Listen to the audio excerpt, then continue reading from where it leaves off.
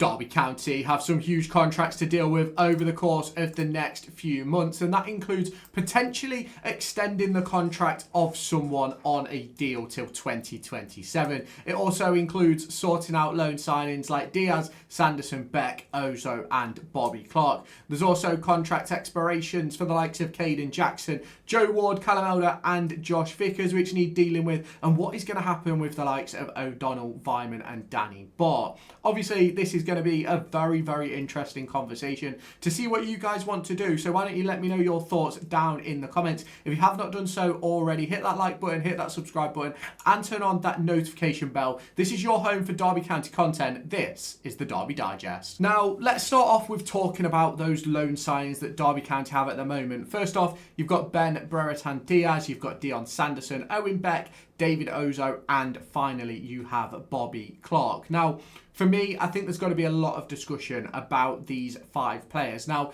in terms of Bobby Clark, there is rumours going around. There is a £5 million buy option as a result of a clause which is in place on Football Manager. Now, I don't know if that is true, so you can let me know down in the comments. But what would you do with Bobby Clark if there's a £5 million buy option? Would you buy him or would you sell him? Now, obviously, in terms of the other loanees, you've got Brereton Diaz, who is on loan from, I believe, Southampton, 26 years of age, and obviously has a lot of football left in him at that age. And I think what's really interesting about Brereton Diaz is he's not necessarily set the world alight, but he continues to be picked by John Eustace. Now, I'm not turning around and going to say that Ben Brereton Diaz is the best football player in the world, because I'm going to be completely honest, I don't necessarily think he is. But there's certainly glimpses of quality there, which I'm definitely waiting to see more of from Diaz. And I think as confidence builds, as fitness builds, he's certainly showing more, but I don't necessarily think he's what Derby County need. And who knows, he might go on a 10-game scoring run in a minute,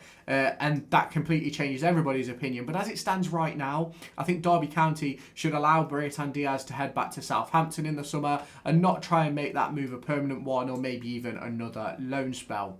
Now, in terms of Dion Sanderson, this is a hugely interesting conversation, because if you'd have asked me this about 2 months ago, I'd have said he shouldn't play another game for Derby County, because he did start very, very poor. You look at the game against Stoke City, came off the bench with about 10 minutes to play, was the reason we conceded twice. You look at some of the other issues he's had after that as well, and certainly was a position where I was like, no, he just can't carry on playing. But John Eustace persevered, Dion Sanderson picked up fitness, and with that he picked up form, and he's been absolutely phenomenal for Derby County over the course of recent weeks. And if we go back to the summer, there was a potential buy option that Derby County were looking to explore if they could get in another loanee. And that would have meant Derby County bought Dion Sanderson for around £500,000. Now, for me, if we can get Dion Sanderson on the books for £500,000 on a 3-year contract at 25 years old, I am absolutely not complaining. Now, if I'm Derby County, if I'm John Eustace, part of my January business is turning Dion Sanderson permanent. As it stands right now, obviously, I do believe he's been playing over an injury, but we'll wait and see more on that when John Eustace does his press and things like that. But Dion Sanderson has been phenomenal. So for me, if we can turn that one permanent in January, absolutely go ahead. But it's one of those which I think, whatever happens, I think he may end up coming back next season anyway. Now, in terms of Owen Beck, this is a really easy one.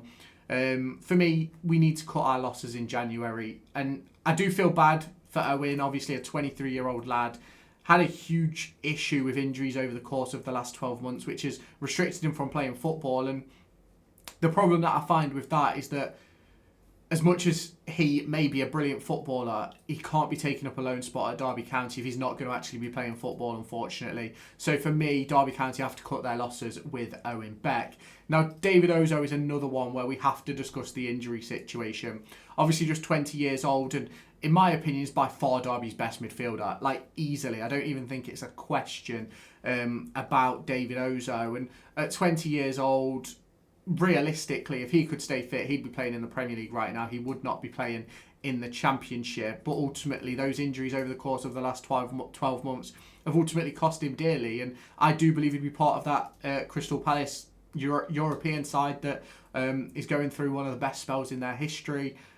if he was able to stay fit last year. But he's picked up another injury a couple of weeks ago. Obviously, as of time of recording, we don't know the extent of that injury, but it's one of those situations where if it's long term, Derby County really need to go and assess their options. There will be other midfielders out there. Will they be of the quality of David Ozo? Ultimately, I don't know. But for me, we need to be careful with carrying injuries, and I don't necessarily think that.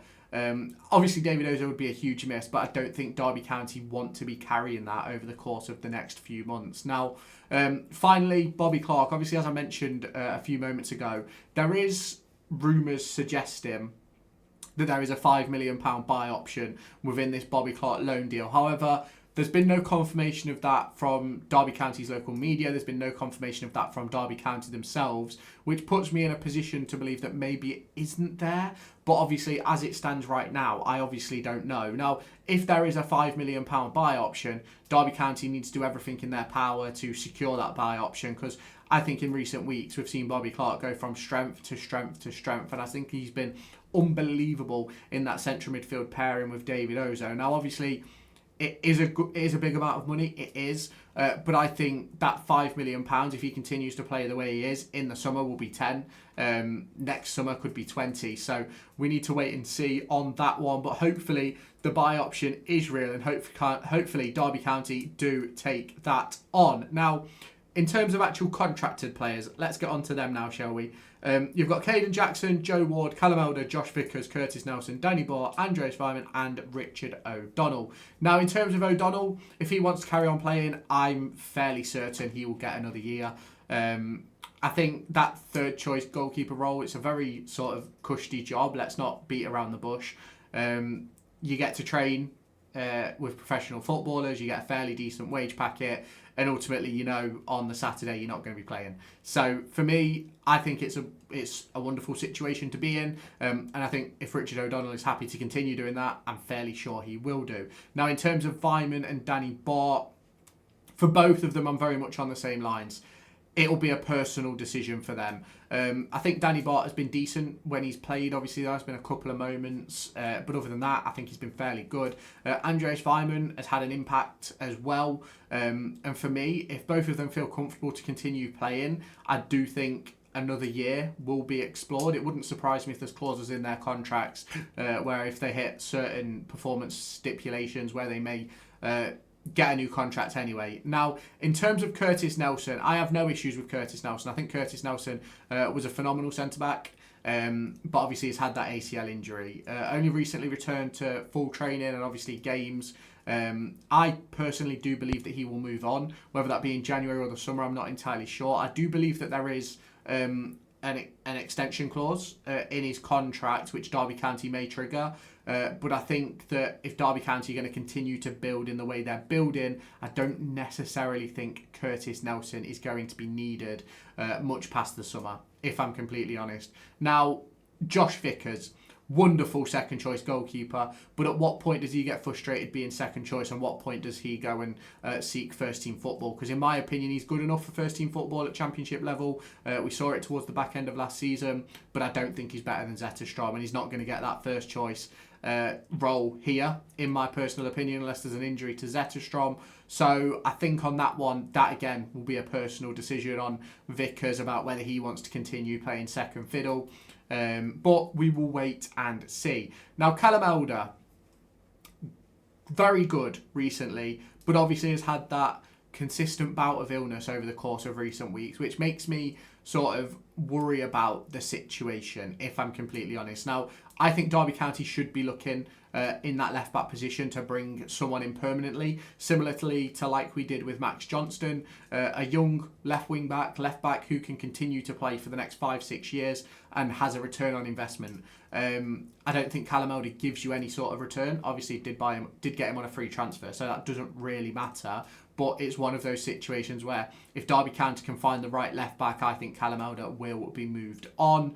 Joe Ward has been excellent over the course of recent weeks, and I think if he's happy to be second choice to that of Max Johnston in a few months' time, I think Joe Ward will get a new contract. I think he's been brilliant. I think, obviously, you look at the injury situation that he had and the fact he's played, 3-4 games in a row now, and I think he's done brilliantly. Hopefully he can continue that and keep up his fitness, but we're going to have to wait and see on that one. But me personally, I'd give him an extra year and see what happens. Now, in terms of Caden Jackson, he's a player who I'd personally move on. Never going to be a first choice option, never going to be a first name on the team sheet, and whenever he is on the team sheet, it's not an exciting proposition. Now, I think he's brilliant off the bench. I like to call them closers. When you're 1-0 up or 2-0 up or something, you bring on players like Evo Adams, like Caden Jackson, Liam Thompson, who are going to exert every last bit of energy they have for that 10-15 minutes and cause problems for the opposition, mean that they're not going to be able to create chances and things like that. I love those sorts of players. You need them in the squad. But ultimately, I think there's other players who you could get who could do that same job